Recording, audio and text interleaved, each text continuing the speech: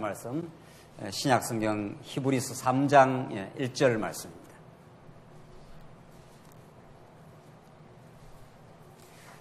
찾으신 줄 알고 봉독 드리겠습니다. 히브리서 3장 1절 말씀입니다.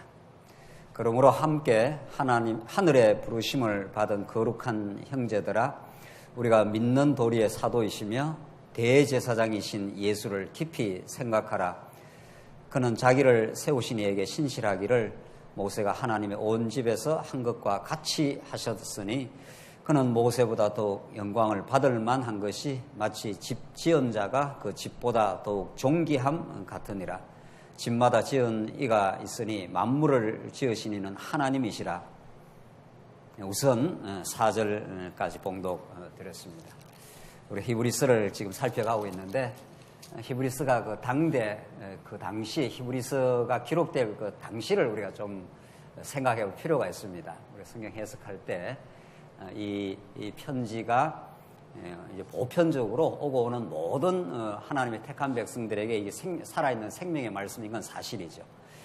그런데 이 말씀을 조금 더 실감 있게 이해하기 위해서는 이 편지가 쓰여진 2000년 그 당시의 역사적 상황을 우리가 의식해야 더 이제 실감나게 이 본문의 말씀이 왜 그렇게 놀라운 복음이 되는지, 또 그 당시로서는 얼마나 히브리서의 내용이 충격적인 그 사실은 말씀인지, 그걸 우리가 좀 역사적 정황을 이해를 하고, 그 다음에 이제 마지막에 이게 이제 보편적인 그 진리의 말씀이 물론 되는 거죠. 히브리서는 그 2000년 전뿐만 아니고 오늘 이 시대에도 그대로 적중되는 생명의 말씀이고, 1000년이 더 지나가더라도 영원한 생명의 말씀인 건 사실입니다. 이 히브리서가 그 당대 그 유대주의의 세계관, 유대주의적인 그 가치관에 사로잡혀 있었던 그들에게, 또 그들을 그 핍박하는 그 로마 제국의 그런 그 정황 속에 이 본문이 기록되었다는 걸 우리가 기억한다면은, 히브리서는 그야말로 혁명적인 말씀입니다. 우리가 우리 지난 시간에도 천사보다 얼마나 우리가 아들로 오신 예수가 우월한가, 오늘부터 3장부터가 이제 모세보다도 얼마나 더 예수님의 신분이 우월한가, 우리가 지금 예수님의 신분상 그 우월성을 지금 우리가 말씀을 통해서 확인하는데, 우리가 이제 예수를 믿고 하나님께서 믿게 하셨고, 또 지금 믿고 우리가 영원히 우리가 예수를 믿으며 우리 천국 갈 때까지 우리가 살 건데, 그 믿음의 대상이신 그 그리스도에 대한 올바른 신령한 지식을 갖는 건 그 믿음의 내용을 풍부하게 하고 또 바르게 하는 데 너무도 중요한 거죠. 그러니까 하나님께서 이렇게 66권이라는 예수 그리스도에 대한, 하나님의 아들에 대해서, 그 아들을 통해서 하나님 아버지에 대해서, 여호와에 대해서 우리가 가르쳐 주는 거 아니겠습니까? 그러니까 그 당시에 이 유대주의자들, 오늘부터 이제 또 전개되는, 우린 지난 시간 천사에 대해서, 그 당시에는 천사 숭배가 아주 많았던 시기였으니까 골로새서에도 나옵니다. 천사 숭배하는 걸 너희가 멈추는 게 좋다, 멈춰야 된다, 이런 이야기들이 나오는데, 오늘은 이제 모세보다 우월하신 그 예수란 말이죠. 2000년 전 모세, 그 유대주의자들, 그 당대의 유대인들에게 모세는 도대체 어떤 존재냐는 거죠. 그건 우리가 그야말로 그 상상하기 어려울 정도로 그 모세에게 그들은 그 붙들려 있습니다. 또 실질적으로 구약으로 말한다면은 모세는 이스라엘 백성들을 애굽에서 건져내 가지고 그 고난의 광야를 이끌어갔던 사람이고, 정말 그 가나안 땅 그 눈앞에까지 인도해준 그 영도자인 게 사실이죠. 그러나 우리가 히브리서 그 1장에서 이미 말한 대로 히브리서 1장 1절로 그 앞부분 1장 1절로 2절, 그것이 히브리서 전체를 끌어가는 그 메시지라고 했지 않습니까? 옛적의 선지자들을 통하여 여러 부분과 여러 모양으로 말씀하신 하나님께서 이 모든 날 마지막에 아들로 말씀하신다. 그 아들이 얼마나 위대하냐 하면서 7가지로 척척 이렇게 말했지 않습니까? 그게 히브리서 전체에 대한 메시지의 그 압축인데, 그 당시에 구약의 모세가 실제로 이스라엘 백성들을 이렇게 이끌고 홍해 바다를 건너게 하고, 실제로 광야의 그 무수한 고난을 통과하여 가나안 땅으로 인도한 사람이죠. 그 보이는 인도자죠. 그러나 우리가 성경 히브리서 1장 1절에서 2절에서 말하는 대로 모세도 그러하고 아브라함도 그러하고 뭐 아담도 그러하고 모든 구약에 나오는 그 혁혁한 인물들은 그 인물을 의지하라든가 인물이 그 이스라엘 백성을 이끌어간 건 아닌 거죠. 우리가 성경 전체를 이미 알고 있듯이 언약의 말씀이 있고 언약을 이루시는 여호와 하나님이 지금 아브라함도 사용하시고 모세도 사용하고 다윗도 사용한 것뿐이죠. 그런데 이런 언약의 그 포괄적인 진리를 통해서 살아계신 하나님을 깊이 모르면 우리도 마찬가지라는 거죠. 우리도 이렇게 말씀을 끊임없이 공급받고 우리가 가시적인 이런 보이는 사람, 보이는 어떤 세상 것을 실제로 다스리는 보이지 않는 살아계신 하나님. 실제로 지금 하나님 살아계시고 지금 한 번도 우리를 떠나가지 않고 우리의 인생과 역사와 교회를 주관하고 계시잖아요. 그런 그 살아계신 하나님보다는 말씀의 공급이 떨어진다든가 또 당장 우리가 교회 생활을 좀 덩하니 하면은 적극적으로 보이는 물질, 보이는 사람, 보이는 어떤 힘 있는 어떤 세력 여기에 당장 의지한다든가 그렇게 되는 것이 우리 인간인 거죠. 이 당시 유대주의자들은 뭐 볼 것 없었던 거죠. 보이는 성전, 성전으로 구약의 성막인데 그 성막을 만들고 그 모든 것을 하나님께로부터 계시를 받아서 인도를 했던 그 모세, 그건 뭐 말할 수 없는 이스라엘 백성의 영웅이고 그들을 인도한 그런 그 사람으로 이렇게 부각이 되어 있는 거죠. 우리는 그 모세가 장차올 메시아의 한 모형이요 그림자적 인물로 우리는 그렇게 이제 해석을 하기 때문에 우리는 모세를 통해서 진짜 우리를 인도해 우리를 죄악에서 인도해 주시고 지금도 광야 길에서 우리를 인도해 가시고 마침내 약속대로 새하늘과 새 땅으로 인도하실 메시아가 우리의 믿음의 대상인데 그 당대는 그렇지 않았습니다. 이스라엘 백성들 그 당시에 유대인들에게 성전은 뭐 이루 말할 수 없는 그 생명의 근거입니다. 지금도 유대인들은 예수님 다시 오신다는 걸 믿지 않고 언젠가는 그 지금 성전, 지금 이스라엘 말입니다. 그 성전을 회복시키고야 말겠다고 그렇게 다 꿈꾸고 있지 않습니까? 지금 현대 유대인들까지도. 그러니까 모세가 그렇게 대단한 존재로 부각되어 있고 성전이 그들의 그 종교 생활의 그 센터로 그렇게 되어 있었던 그런 때입니다. 그런데 히브리서 기자는 너무도 혁명적으로 모세가 오늘 본문에 나오는 대로 모세가 하나님 앞에서 신실하게 살긴 했지만 모세하고는 비교가 안 되는, 모세는 하나의 모형일 뿐이고 지금 아파트로 말하면 모델집일 뿐이고 진짜 아파트를 짓게 되면은 모델집은 다 헐어버리는 거 아니냐 말이죠. 그렇게 개혁할 때까지 그냥 그림자로 모델하우스로 그냥 하나님께서 성전도 허락했고 모세도 허락했고 다윗도 허락했을 뿐이고 진짜 그 모든 것의 실체가 되는 예수가 아들로 왔다. 그가 얼마나 우월한 존재인지 모른다. 그분을 우리가 믿고 그분을 참으로 받아들일 때 보이지 아니하는 살아계신 하나님을 우리가 믿고 살아갈 수가 있다. 그렇게 그 히브리서 기자가 그 당대 유대인들이 믿고 있었던 그 모든 근거를 허물어 버리는 거죠. 그래서 예수님도 다 율법이라든가 성전을 회파한다고 그렇게 해서 잡아 죽여야 된다고 한 거 아니에요? 그 정도로 그 당시 유대인들은 보이는 성전, 보이는 인물, 거기에 그들의 신앙이 매여져 있습니다.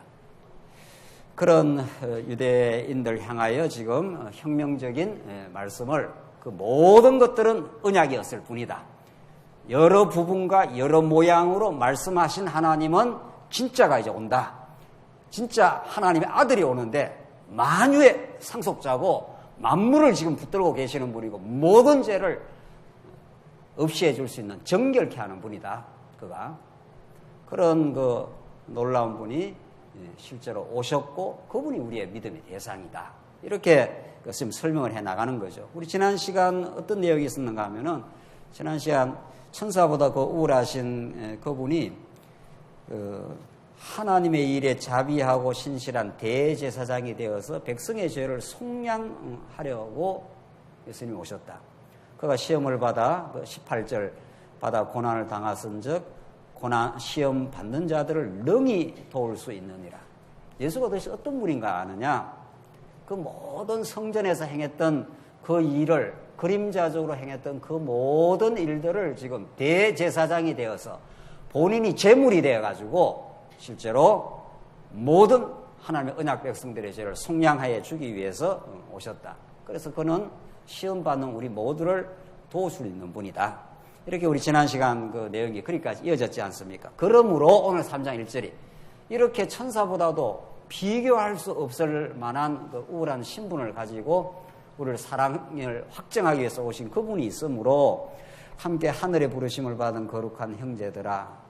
참 대단한 말씀이죠. 한 절 한 절이 함께 하늘의 부르심을 받은 거룩한 형제라는 거예요. 이건 이제 땅에 속한 성전하고는 비교가 안 되는 하늘 성전이 있다는 겁니다. 그런 그 하늘의 부르심을 우리가 받은 거룩한 형제들이라는 겁니다. 이 편지를 받는 대상들이 지금 보이는 성전, 보이는 인물, 모세가 지금 중요한 게 아니고 그건 다 오실 메시아, 하나님의 아들에 대한 하나의 모델하우스일 뿐이다.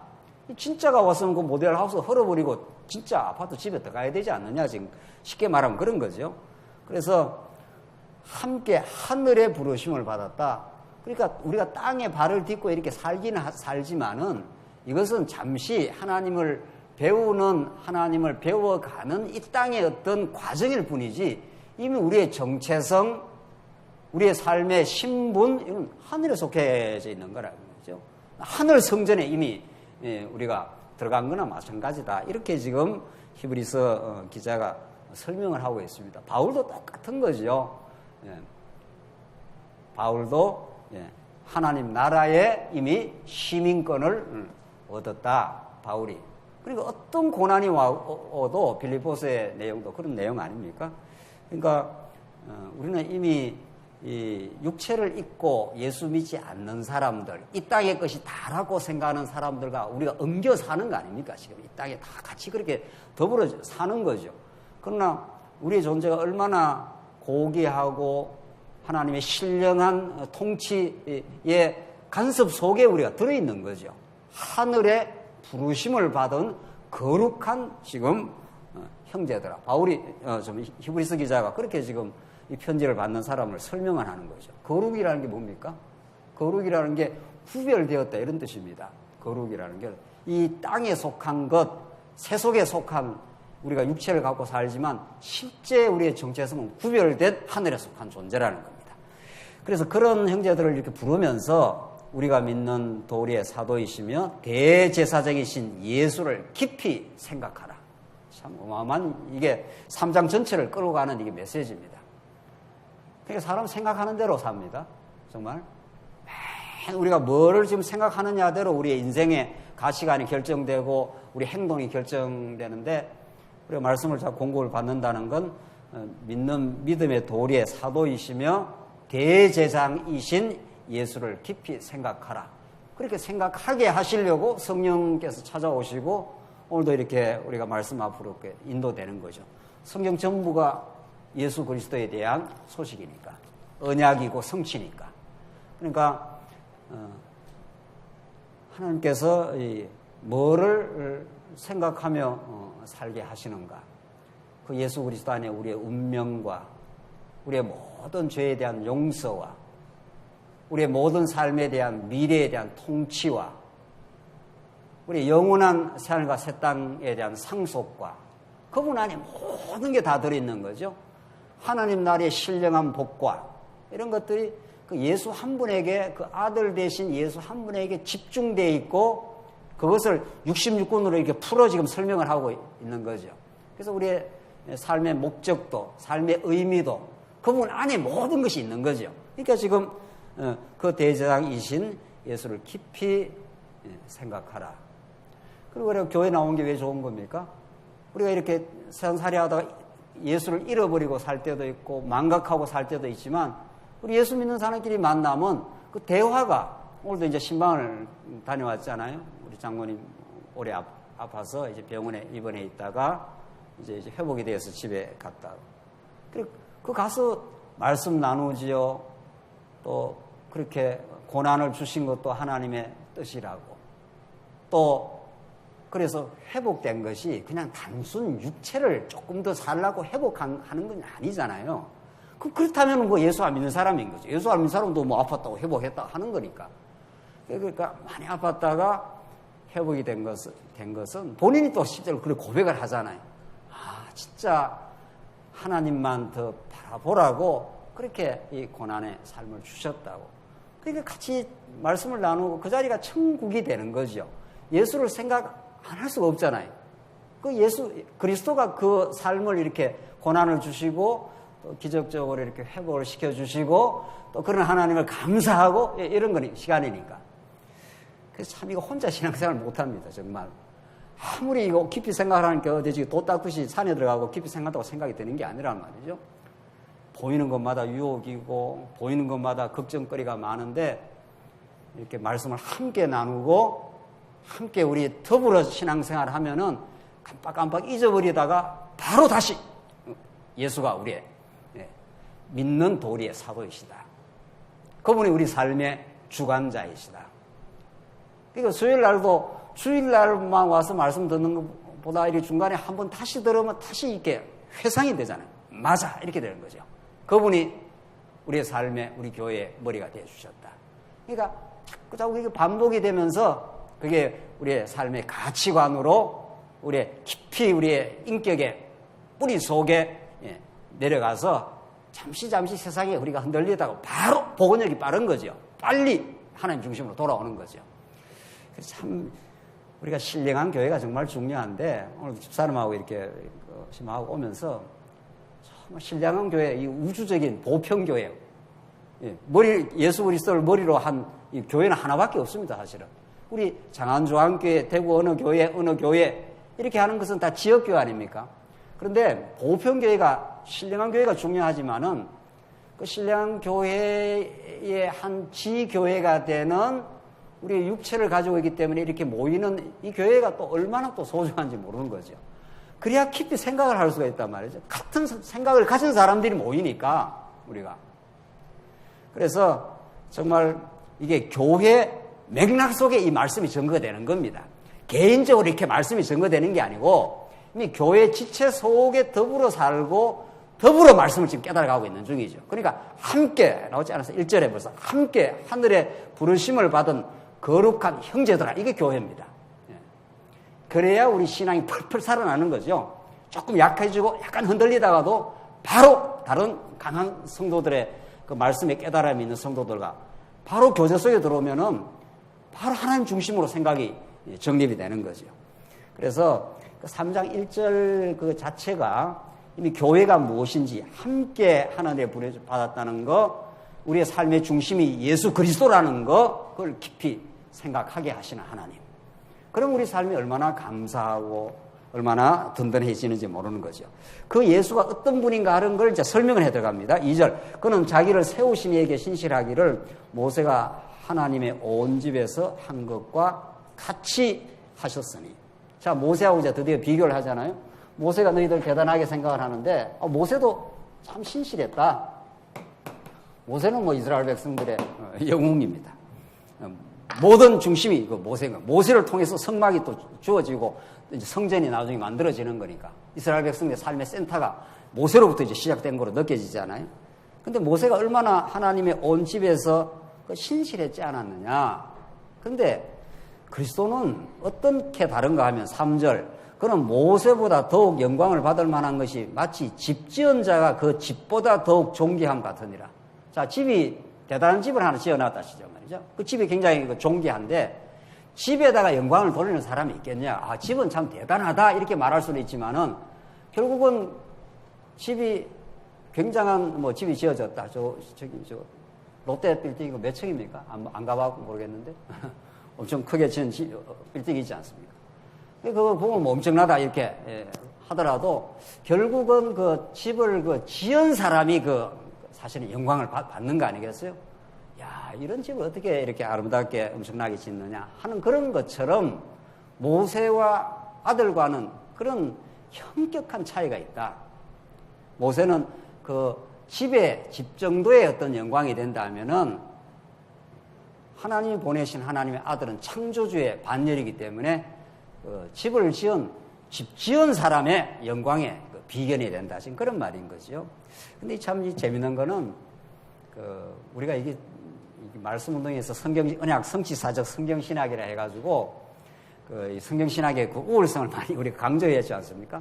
뭐 신학적으로 틀림없이 우월해요. 저는 뭐 어떤 경우에도 그거는 변정을 할 수가 있는 건데, 근데 우리가 이전 500년 구속사 신학이라는 게 있었지 않습니까? 구속사 신학이 있었고 그걸 이제 뛰어넘었다 이런 뜻인데, 이런 게 있는 거죠.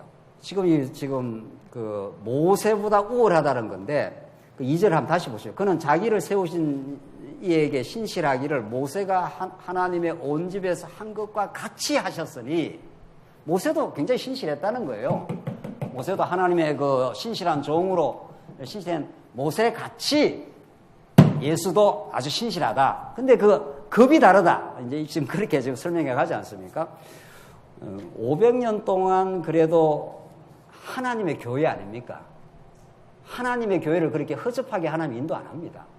우리 믿음의 선진들이 루트라든가 칼빈이라든가 쪼잉글이라든가 그 시대마다 하나님께서 그들을 통해서 500년 동안 우리 개혁교회가 왔고, 물론 이제 그 취약하고 또 극복될 부분이 있는 건 사실이죠. 그래서 우리가 깨닫는 그 진리를 우리가 변정을 하고 우리가 소중하게 느낄 때는 이전 500년도 하나님께서 그렇게 인도를 해 오신 겁니다. 그 하나님의 인도 아닙니까? 그들도. 그리고 종교개혁 당시에 그들은 로만 카톨릭의 그 암울했던 그 어두움을 차고 나오면서 목숨을 걸고 진리 투쟁을 한 사람들입니다. 신실하게 했습니다. 그 사람들도.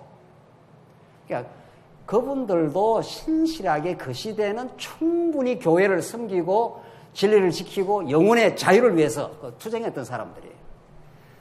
그렇게 인정을 해주고, 또 이 시대에도 하나님께서 더 보여준 게 있다면 감사할 내용이죠. 지금 모세가 그러잖아요. 모세도 참 신실했다. 모세를 깔아뭉개는 게 아니고, 모세도 그 시대로서는 하나님께서 하나님의 거룩한 계시의 말씀을 모세를 주고, 또 모세를 통해서 광야를 인도하고 신실한 일꾼으로 일했는데, 그런 것처럼 같이 했잖아요. 모세 같이 하나님의 아들 예수가 하나님의 그 뜻을 이루려고 신실하게 했는데 급이 다르다는 거죠. 급이 달라요. 어떻게? 이제 나오잖아요. 5절, 4절. 집마다 지은 이가 있으니 만물을 지으신 이가 하나님이시니라. 그러니까 집과 집을 지은 자가 이렇게 다르다.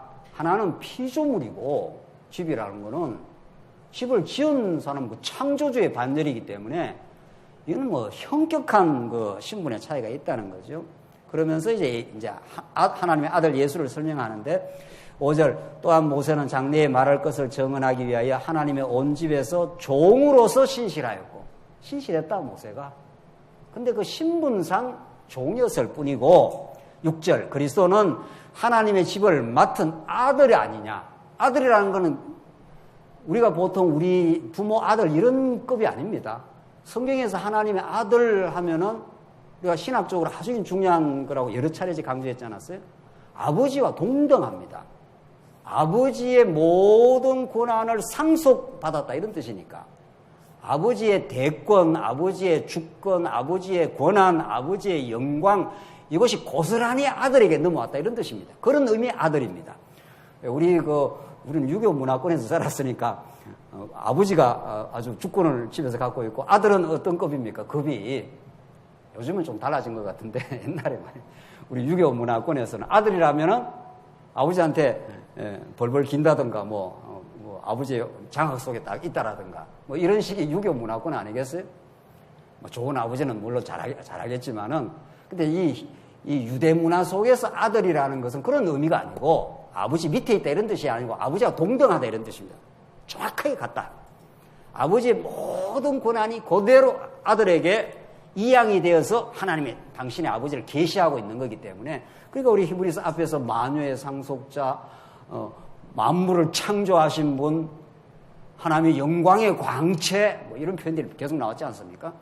그래서 오늘 여기도 그리스도는 하나님의 집을 맡은 아들이라 하나님의 집을 완전히 장악하고 다스리고 통치하고 그런 분이라는 거죠. 그와 같이 하셨으니 우리가 소망의 확신과 자랑을 끝까지 굳게 잡고 있으면 우리는 그의 집이라. 이게 그 아들 안에 소망도 있고 확신도 있고 자랑도 있다는 겁니다. 사람이 자랑거리가 있어야 살 맛이 안 납니까? 우리가 이렇게 안 죽고 살아있는 건 뭐 자랑거리가 있습니다. 사람이 정말 죽어야 되겠다 이렇게 하는 건 아무런 자랑거리, 아무런 내가 살 이유와 긍지가 없을 때 죽을 생각을 하는데 사람이 조그마한 거 있어도 굉장히 우리가 살 맛이 납니다. 아들이 좋은 학교를 갔다. 우리 남편이 좋은 어떤 사업을 잘 해냈다. 또 기타 등등등등.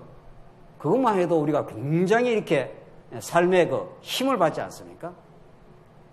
그 자랑이라는 건 굉장히 중요한 거죠. 예. 그러니까 사도 바울은 십자가를 내가 자랑한다. 그 십자가라는 건 하나님의 언약의 절정의 사건이니까. 그러니까 사도 바울은 사실은 엄청나게 세상적으로 자랑할 게 많았던 사람이죠. 가말리엘 문화 아닙니까? 로마 시민권이라는 건 그 당대에 아무나 받는 게 아닙니다. 로마 시민권을 갖고 있었기 때문에 바울이 내가 로마의 법정에 가서 내가 재판을 받아야 되겠다. 이런 그 당시에 그런 신분을 갖고 있었던 사람입니다. 근데 그런 것들이 예수 그리스도 여기 나오잖아요. 여기 소망의 확신과 자랑을 굳게. 예수를 다메섹 도상에서 만나고 나서는 그 자랑의 내용이 완전히 달라진 거죠. 그래서 그 이전에 대단한 자랑할 만한 세속적 관점에서 자랑할 것을 배설물로 처리하지 않습니까? 그러니까 예수 그리스도의 자랑의 내용이 너무 놀랍다는 거죠. 하나님 나라 비유를 할 때 농부가 밭에 나가서 그 보화를 발견했지 않습니까? 전 가산을 다 털어서 팔고 그 밭을 삽니다. 그 밭이라는 게 하나님 나라 비유니까. 그러니까 우리가 삶의 기쁨과 긍지는 우리가 자랑거리가 얼마나 대단한 건가. 그걸 우리가 알고 깨닫고 믿어지면 정말 삶의 힘이 솟아나는 거죠. 그게 십자가입니다. 그 십자가는 가난 저주받고 고난의 형틀인데 그게 하나님이 우리의 모든 죄를 사하시고 언약을 이루는 방식이고 하나님의 살아계심을 보여주는 방식이 그렇다는 거죠. 바울이 그 십자가를 평생 자랑거리로 생각한 거 아니에요. 그 이전에 내가 자랑하고자 싶었던 것들 모든 걸 다 철폐하고.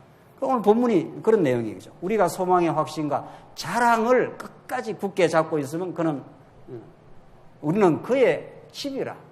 그분이 우리가 성전의 제목이 되어서 그 하나님 우리 안에 거하시기 때문에 이런 거죠. 그래서 지금 정의를 하자면 모세는 굉장히 신실했다.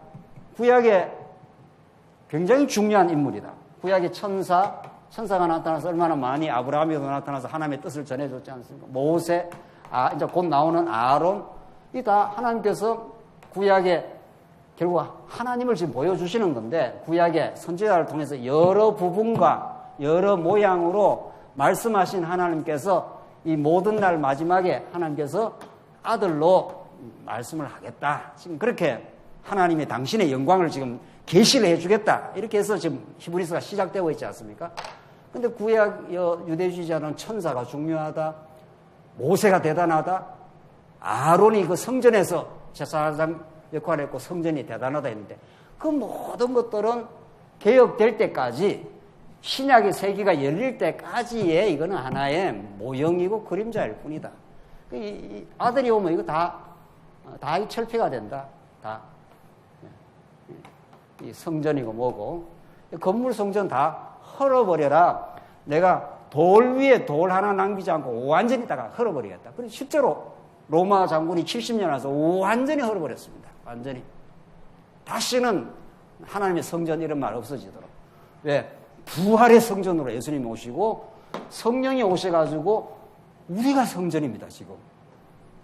지금 우리가 성전이 하나님이 거하시는 우리 안에 성령이 찾아오셨고 하나님 말씀, 살아계신 말씀을 전달해주고 우리가 지금 성전의 제목이 되어서 한 지체가 된 거 아니에요. 이 건물이라는 건 우리가 이제 모이려니까 오늘 밑에 지하실도 우리 아이들 좀 잘 깨끗하게 잘 말씀도 하라고 이제 그건 이제 필요한 거죠. 근데 우리가 성전이 정말 소중하니까 이렇게 건물은 그냥 필요해서 우리가 이렇게 관리도 하고 뭐 하는 거 아니겠어요? 우리가 얼마나 소중한 존재인지 모른다. 우리 자체가 하나님이 우리를 예수 그리스도 아들을 통해서 우리를 아들로 봐주겠다는 거죠. 그런 정체성과 우리는 자랑이 있다. 그 자랑에 꽂힌 사도 바울이 평생을 도망다니고 내맞고 그러면서도 복음 전거하는 그 일을 멈추지 않고 예수는 하나님의 아들, 예수는 우리의 그리스도 이걸 전거하고 다닌 거 아니겠어요? 그래서 얼마나 아들 그리스도가 우월한지 모른다. 구약의 천사보다 모세보다 그 신분상 그런 분을 우리가 모시고 있다. 이런 거죠. 7절 보시면 7절로 이제 11절 보시면 예수가 모세보다 우월하다는 성경적 근거를 이제 밝혀주면서 이제 권면을 합니다. 이게 지금 7절부터는 그러므로 성령이 이르신 바와 같이 오늘 너희가 그의 음성을 듣거든. 이 오늘 하는 게 지금부터는 굉장히 중요하게 지금입니다. 오늘 계속 지금 이 히브리서 기자가 오늘을 강조하는데 한번 보십시오. 오늘 너희가 그의 음성을 듣거든 광야에서 시험하던 날에 거역하던 것 같이 너희 마음을 완고하게 하지 말라. 이 마음의 문제가 나옵니다. 이 복음과 마음.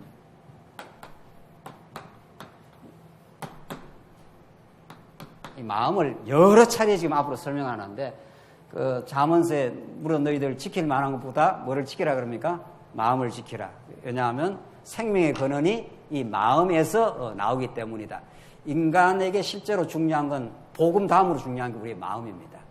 그 마음이 어떻게 움직이느냐에 따라서 우리 삶이 움직이고 마음이 풍요로우면 풍요로워지고 마음이 빈곤하면 빈곤해지고 마음이 사악하면 사악해지고 마음이 따뜻하면 따뜻해지고 이런 거죠. 우리 삶을 결정하는 건 사실은 마음이고 마음을 결정하는 게 복음입니다. 그러니까 복음이 복음답게 전달되지 아니하면 이게 복음이 우리에게 자꾸 전달이 안 되면 마음은 자동적으로 이 땅에 속하게 되죠.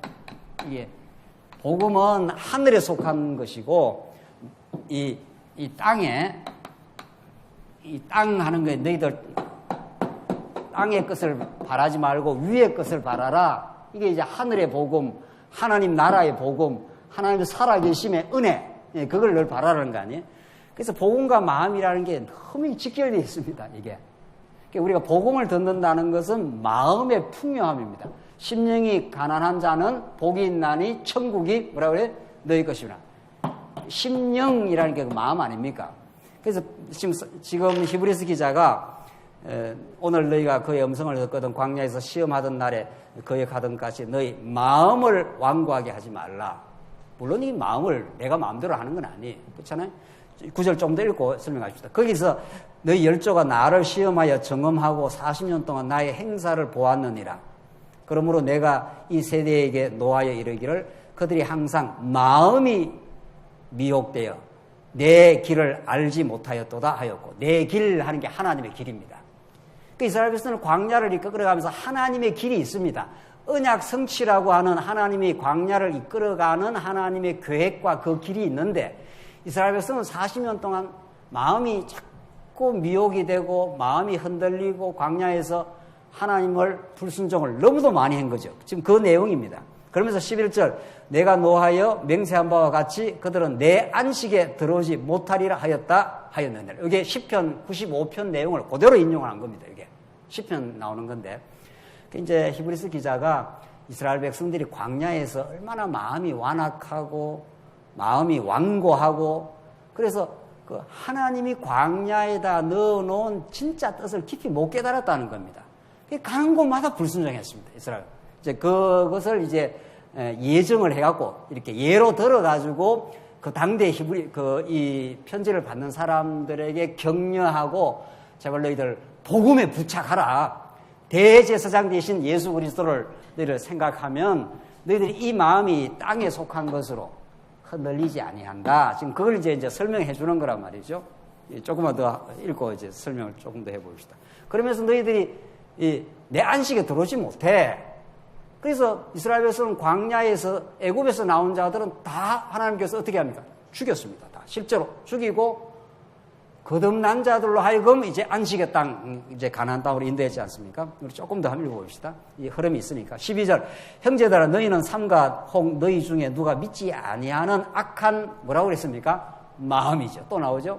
마음을 품고 살아계신 하나님에게서 떨어질까 조심할 것이요. 오직 오늘이라 일컫는 동안에, 오늘 나오잖아요. 오늘이라 일컫는 동안에 매일 피차 권면하여 너희 중에 누구든지 죄의 유혹으로 완고하게 되지 않도록 하라. 그러니까 여기 13절이 이미 교회론이라는 게 나오는 거 아니에요. 이 편지를 받는 사람이 개인일 수도 있지만은 이미 개인이 아니라 피차 권면하는 지금 교회 지체 속에 있는 사람들인 거죠. 그러니까 피차 권면하여 너희 중에 누구든지 죄의 유혹으로 완고하게 되지 않도록 하라. 그래서 교회가 그렇게 소중한 겁니다, 실제로.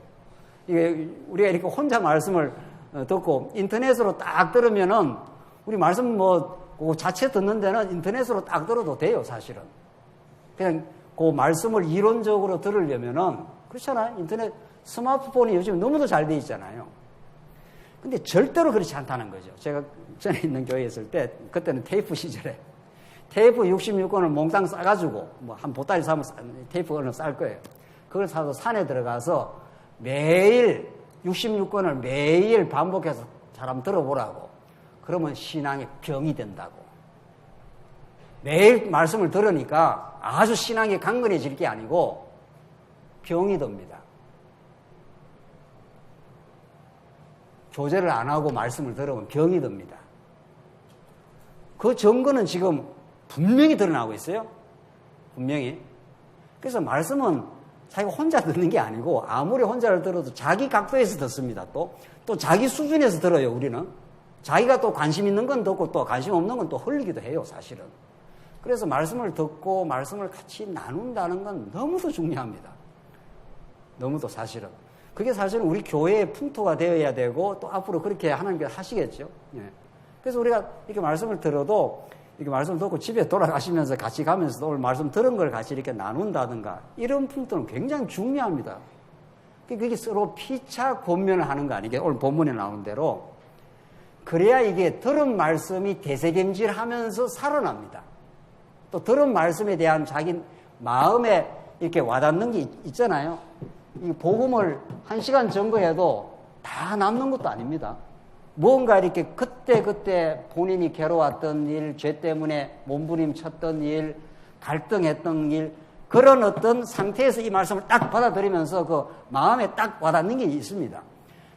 그런 것이 있을 때 그것을 우리 지체들과 나는 오늘 말씀 들으니 이런 문제가 이렇게 신앙적으로 정리가 되네요. 이걸 이렇게 나누는 이 문화는 사실은 너무도 중요합니다. 그러니까 자기가 깨달은 것을 우리 지체에게 나누면서 또 풍성해지고, 아, 그러네요. 옆에 듣는 사람이, 진짜 그러네.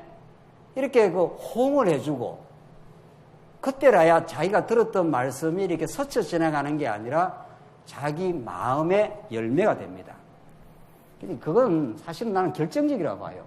그러니까 우리가 그냥 강론만 자꾸 인터넷으로 듣는다라든가 뭐 듣고만 지나가는 거하고 들었던 걸 내 마음에 와닿거나 뭔가 깨달음이 있거나 이건 어떻게 보면 이론이에요. 쭉쭉쭉쭉 계속 복음이 전파되는데 이게 마음에 딱 접목이 됐을 때 그게 자기 마음속에 열매로 떨어지지 않습니까? 그걸 우리가 서로 피차 권면을 하는 겁니다. 하나님 살아계시지 않습니까? 하나님이 교회를 지금 이끌어 가시지 않습니까? 하나님 살아계시니 그분께 우리가 맡기고 우리가 기도하고 오늘 우리의 할 바를 하면서 전진하면 됩니다. 이게 우리가 말씀 들으면 생겨지는 열매고 그 우리 지체 간에 그걸 사실은 나누는 겁니다. 피차 권면을 하는 겁니다. 그게 우리 교회 생활입니다, 실제로. 그렇게 그런 풍토와 그런 그 나눔을 계속 이루어 가는 거하고 그냥 듣고 지나가고 듣고 계속 이렇게 지나가는 거하고는 굉장히 차이가 있습니다. 그래서 정말 우리 교회 그 풍토가 좀 그렇게 되기를 바라는 거죠. 그게 성경의 가르침이니까. 매일 피차 권면하여 너희 중에서 누구든지 죄의 유혹으로 완고하게 되지 않도록 하라. 끊임없이 세상은 우리를 유혹하거나 끊임없이 우리를 협박을 한단 말이죠. 너 그러면 죽어. 이렇게 하는 거죠. 이게 예수 믿는 것보다 훨씬 좋아. 이렇게 유혹을 하잖아요. 그럴 때 우리 교회 안에 우리가 지체 속에 들어오면은 피차서로 권면이 되는 거죠. 하나님 살아계신다고. 그분이 우리를 너무도 사랑하신다고. 그래서 우리가 살아가다가 무엇을 좀 잃어버려도 괜찮다고. 하나님께서 우리에게 없앨 것을 없애시는 하나님의 뜻이라고. 그렇게 우리가 서로 지체들 간에 권면할 때 그게 딱딱 마음에 진짜 열매로 와닿습니다. 그래서 정말 하나님께서 교회 우리 연단의 시간은 우리가 괴로워도 하고 힘든 부분도 있었지만은 들었던 말씀을 한번 되새김질하는 시간들입니다. 왜? 괴로우니까. 말씀을 안 듣고는 못 살고 그 오늘의 연단을 하나님의 뜻으로 한번 이렇게 해석을 안 할 수가 없잖아. 이거 왜 하나님께서 이렇게 하시나? 아, 이렇게 하시려고 그랬구나. 이러면서 우리의 말씀이 내 마음 속에, 내 삶의 정황 속에 이렇게 믹스돼서 들어오는 시간들인 거죠. 그래서 하나님께서 우리 삶에 브레이크를 준다는 겁니다. 그러니까 잘 나가는 것만 좋은 게 아니라는 거죠. 절대로. 고난이라는 건 우리가 이렇게 진행하다가 뭐가 걸린 겁니다. 이렇게 뭐가. 덜커덕 걸린 거죠. 큰 재산의 손실을 봤다든가 우리가 생각지 못한 어떤 질병이 찾아왔다든가 관계가 심하게 우리 성도 간에 어떤 어려움이 생겼다든가 이게 전부 다 이게 브레이크가 걸리는 시간이란 말이죠. 그게 우리는 다 고난이라 그러지 않습니까? 고난이라는 어떤 브레이크가 걸려야 들었던 말씀을 드디어 묵상을 할 수가 있습니다. 계속 잘 나가 보십시오. 여러분과 저 여기 안 앉아 있습니다. 절대로. 저는 지금 제가 생각했던 대로 했으면 지금 여기 안 있을 것 같아요. 아, 그때 한참 막 공부하고 할 때, 잘 나가려고 할 때, 제가 미국 가고 다음에 독일까지 가겠다. 뭐 이렇게 계획을 세웠습니다. 왕창 두 다리 무너지고 그대로 모든 계획이 다 숲으로 돌아가고 아무것도 못하게 하나님께서 만들어버리고 그렇게 지나온 삶이 말씀 앞으로 이끌어왔던 삶입니다. 저뿐이겠냐 말이죠. 틀림없습니다. 이거는 틀림없이 우리 삶 속에 하나님이 고난을 주시는 것은 그냥 무의미하게 지나가던 말씀의 스침이 오늘 본문의 말씀대로 대제사장이신 믿음의 도리의 사도이시고 대제사이신 예수를 깊이 생각하게 하는 시간입니다. 안 그러면 우리 묵상 안 합니다. 절대로. 이거 하나님께서 어떻게 하시려고 그러시나. 우리 교회를 하나님께서 어떻게 하시려고 그러시나. 우리 권사님들을 만나면 그 이야기 있잖아요. 하나님께서 어떻게 하시려고 우리를 이렇게 하시나. 이렇게 하시나. 근데 하나님께서 계획이 있어서 이렇게 하시고 자꾸 이렇게 지금 진행하고 있지 않습니까? 틀림없이 1년이 가고 또 2년이 가고 또 지나가고 하면은 이렇게 하시려고 하나님께 이렇게 하셨구나. 지금도 그 해답이 지금 떨어지고 있습니다만은 더 세월이 가면 더 분명한 해답을 주시지 않겠어요? 그래서 이렇게 피차 권면하고 그래서 죄의 유혹으로부터 우리가 완고하게 안 되도록 하나님께서 이 교회적 삶을 주신다는 겁니다. 오늘 본문이 그걸 말하고 있지 않습니까? 그래서 14절 우리가 시작할 때 확신한 것을 끝까지 견고히 잡고 있으면 그리스도와 함께 참여한 자가 되리라. 이게 참 중요한 겁니다. 시작할 때 우리가 처음 말씀 들을 때 황홀했고 우리 인생이 막 뒤집어지는 느낌을 받은 게 있지 않습니까? 근데 시작할 때 확신한 것을 끝까지 견고하게 잡고 있으면 이 초심을 유지한다는 건 참 정말 놀라운 복입니다. 우리가 정말 복음을 들었을 때 그 세상이 뒤집어지는 느낌, 정말 하나님이 정말 살아계시다고 하는 거, 어떤 것도 내 삶에 무의미가 없다고 하는 그 진리에 대한 확신, 그게 우리 말씀 들었을 때 예수님 말미암아 우리의 모든 허물과 죄를 완전히 속량을 받았다.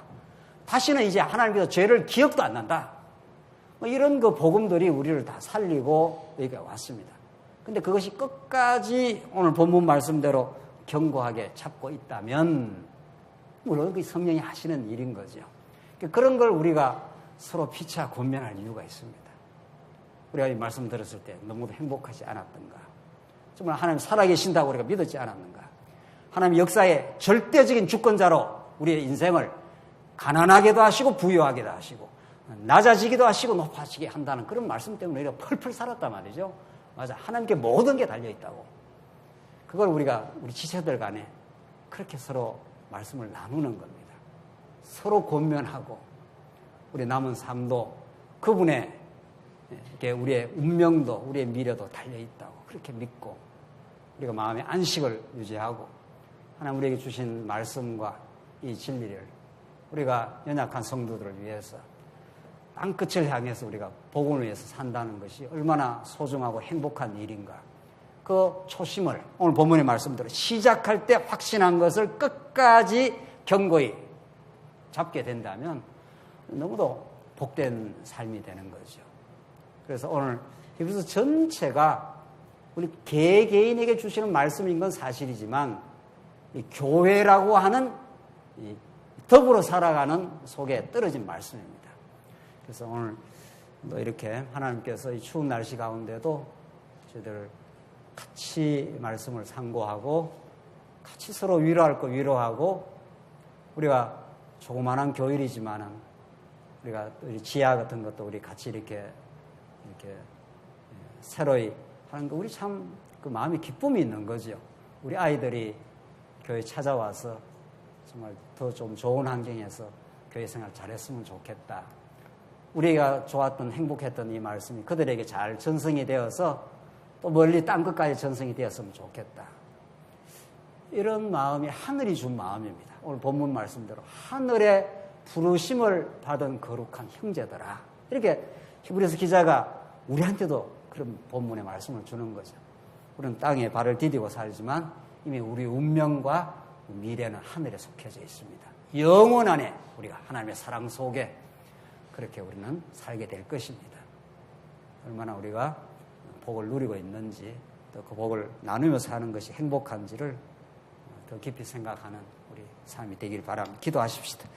자비하신 하나님 아버지, 우리가 하나님 보내주신 예수가 아니면 우리가 세월이 가면서 우리 삶이 얼마나 허망하며 이 땅에 보이는 것을 이루려고 발부둥 치지만 그것들이 우리에게 손에 잡히지 않는 바람 같은 것이라고 전도서 기자가 절규하듯이 우리에게 가르쳐 주었는데 우리는 이제 영원히 사라지지 않는 복음, 하나님의 영원한 사랑, 우리 함께 하늘의 부르심을 받은 우리 사랑하는 지체들과 이렇게 살아갈 수 있으면 얼마나 복인지요.